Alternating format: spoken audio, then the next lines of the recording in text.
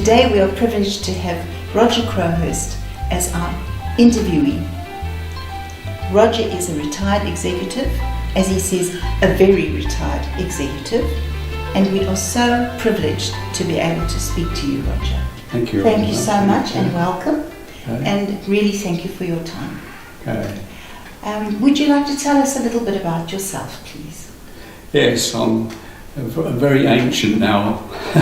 I've been through the mill for a long time and lots of up and downs, and I've managed to reach age of 84, and I think that's quite fantastic because a lot of people think they're not going to make tomorrow, and I felt that at various times through my life, and God has now given me this huge privilege of reaching this here and watching how the other youth come along and how they handling different problems in their life, and how that you can't tell them anything. Yeah. So that's, of course, is very difficult from my side, and where you watch people reinventing the wheel.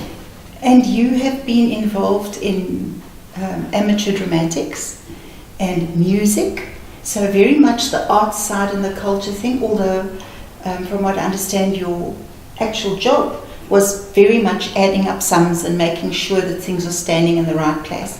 Have you found that your music sort of gave you some relief from that, and where did your music start? Well, music definitely, I'd like to say, was a godsend to me, because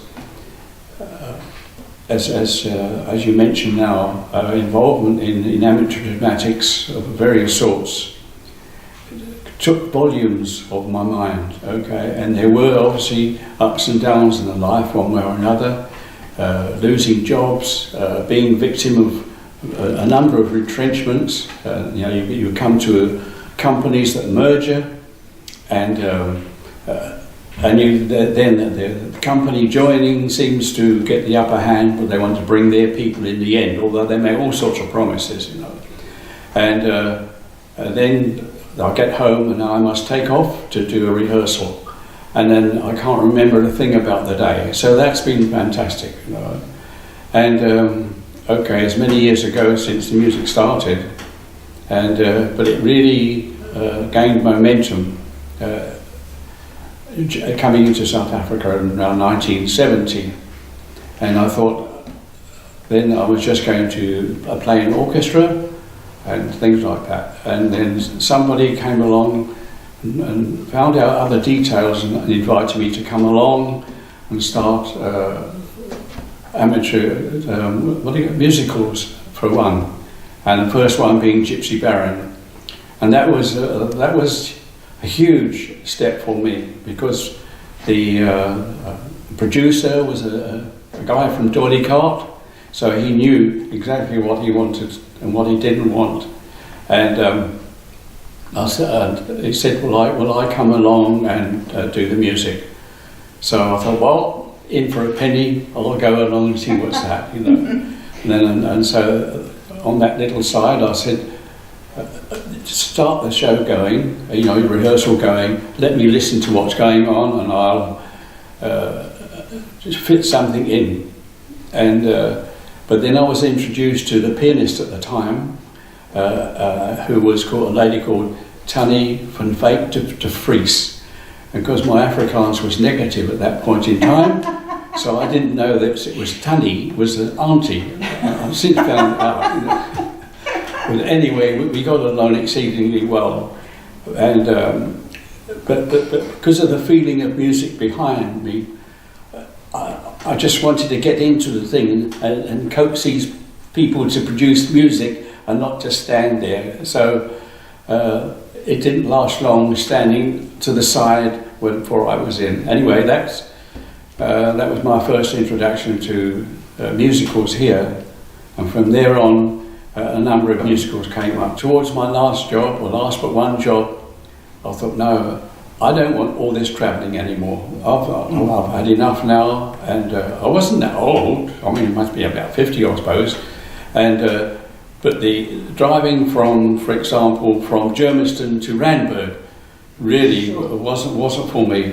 And So one day I was out without a job, and I just happened to be staying with my daughter's father-in-law. He had a flat on the side of the house, and I thought, I think it would be much better if I could walk now to work and not get in a car, which I didn't have in any event.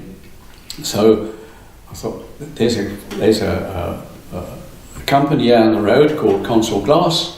I'm going to go down and see what they can do for me. And I walked down to the Console Glass, and I walked into the door, and I said, I want a job, you know. And the personnel guy said, well, he said, let me just make a call.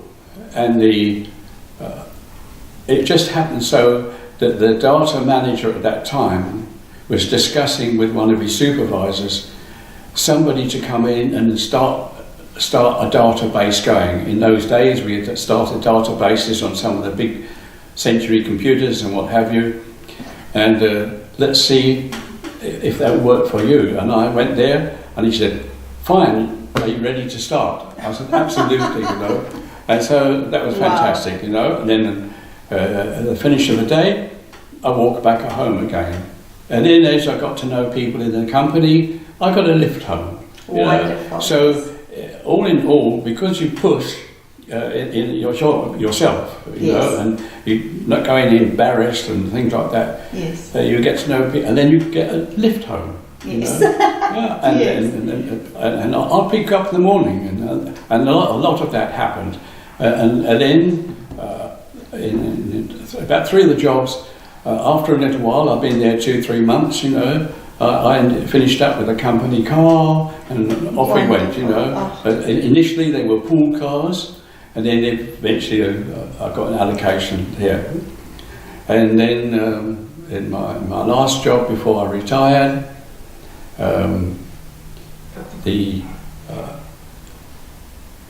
I'd heard that I wanted to come to Durban because I met my now wife, and who was living in Durban at that time. And I thought, well, I want to go to Durban now because that would make sense. Mm. So I made it known to obviously the personnel guy at the time. That's what I'd like. And 2-3 months down the line, I got a phone call that said, Where's your CV? We're waiting for your CV. And in actual fact, it had already been handed in, but somebody within were trying to organise a plan for somebody else. So my thing went to the bottom of the tray. But they didn't leave it there. They said, I want to know about you, you know. And he said, we just have a problem. The guy who was in Durban was asked to go to Cape Town, but he would like to come back now. There's a hole for him in Durban because his family were there. Would I now go to Cape Town? Okay. So I was upgraded, and I said, off you go, Cape Town, fine house and all those fine things. And from there, running the branch down in Cape Town was very nice, and then I retired from there. Having said I would never go back to Cape Town again, it wasn't my decision. Oh. It was somebody else's decision, and obviously I was considered that I could do such a thing because there's a lot involved, and basically you had to report to all the directors of the various divisions of the company, keeping them in touch with their own little things, and learned even an enormous amount prior to retiring. And here I am now. I'm now in Durban, eventually, and I'm trying to remember how I got back into Durban. Because yes, I was right. We then decided that we were going to get married, and then I would move house to Durban. But all the time that I was out of jobs, I didn't sit around and I thought, where can I go? And one company in particular, I can't even remember actually how I got there, but it was called Rico. And they sold programming machines that programmed what they call machine tools. In other words, if somebody's building a machine, it tells the machine where to drill, where to cut, and so forth. You know. And that was a huge learning curve, because I've never been into such like that. But I learned, you know, about how, and they're not enough. And when you go to visit the type of people who would use these things, and a lot of the jobs was the case, you speak to the people who actually know about it, who you're hoping to sell to, you know, they, amazingly enough, explain a lot to you. Mm-hmm. So you pick up phenomenal You learn amount, from you know. others, yeah. And the example, but one day I got a big order from Anglo American, and I came back to the office, obviously very elated, Yes. with tremendous elation, and I said, "It's my order from Anglo American," you know. And they said, "Sorry, the company has just closed down." Oh no. About 2 hours before they'd concluded business. Oh. And I said, well, I didn't too feel happy about that. That wasn't very, all my commission out the window, Yes. and so forth. And of course, no job again. You know. And that was in Isando. So I was sometimes in Weinberg working, sometimes in Sando. I just got up. I got up and wanted to go, and I must have some job. You know, can't sit around on the beach or something like that. It's not within me, you know. And music has been very similar. I don't understand this, but just give me the handle, Yes. and I will see what I can do with it. You know. Yeah. So Roger, one of the questions I would ask is, what do you think about limiting beliefs? But I cannot even ask you that, because I don't think you've got any limiting beliefs. I think just listening to your story, you've always got yourself going again, and you've said, okay, this is a challenge, but I will meet it, and you've met it every time. Mm-hmm. And that is really amazing. That just goes to show what a strong person you are. Mm-hmm. And strength, I think, comes from difficulties, because conquering these things in your life and saying, I must do this, I will do this, each time you're stronger. And that is, and your one of the things that you said too was that you're learning from others. By mixing with other people, you are learning from them and you are helping them. I mean, you've met so many people in your life already, and you've made such a difference to so many people. And that's I think that's what we're here for, is to make a difference in our lives, and to make life better, not only for ourselves, but in giving, we're also receiving. And you give so easily, and you receive, I hope, as much as more than what you give. With people helping me. Mm-hmm. You know, when I first started out, I was in England, and I'd been in the services now 15 years, and I've come out on the market, and basically all I know is marching up and down and playing my instrument and orchestra and what have you, you know. And now I've come out, I must go into commerce. And I joined a company called NCR, and then I teamed up with a guy, actually an accountant called John Avery. His name has just come to me now. I knew it was John, but I didn't remember yet. And he said, "No, come with me." He said, "They'll try and fool you, because I had nothing to do with accountancy and what have you. And you know, you're going into an audit situation, and those guys will tell you this belongs to that journal, and so you'll hear lots of terminology. But come with me, I will show you how you uncover that, you know." And then I was selling Kalamazoo accounting system, and knowing very little about accounting. And the guy said, "How do you do this and what have you, you know?" And then, funny enough, after talking about it, he said, "No, fine, that will suit me." It turned out he lived just up the road from me in UK. Sure. And so we used to see each other in the evening and discuss his system and what have you. Fantastic. So knowledge was built phenomenally. You know. So what gets you up in the morning? Why do you feel, I'll get up today and I'm going to do all the things that you have to do? What inspires you? Okay. is making sure that I have something to do that following day. Otherwise, you can just lay back and do something. And the first thing that really gets me up in the morning is that I can start to read my Bible. I get up in the morning, I make the tea, I'm going to read my Bible, and I believe it's going to tell me something about the day, or to tell me about something, and then it's breakfast time and I'm ready to go. But it's essential that I had something to do, whether it's work in the house or like to go somewhere and what have you. But to have nothing on hand is a disaster, for me, because I had to do something. I cannot sit and do nothing. But if I've got to sit and have nothing to do, I'm not nice to know. So yeah, so that gets me up in the morning, knowing that I'm going to make something, maybe, or we're going to visit somebody to learn something, or whatever it be. But it's quite something. But even if it's taking somebody somewhere, it's something is going on. So you move. Thank you, Roger. So what you're saying is, it's important to have a goal, to work towards something, and to know that you are making a difference in the world. Because it sounds like your whole life has been about making a difference to your own life and to those that you meet. Even the fact that you went in to learn and to say, I'm going to sell this product, and the first thing is you say, what can I do for you?